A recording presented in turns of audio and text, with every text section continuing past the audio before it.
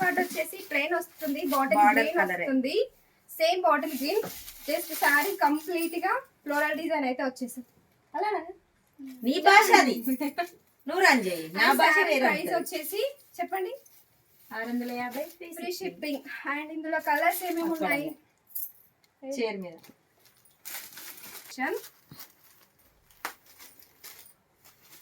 And next sorry 650 free shipping.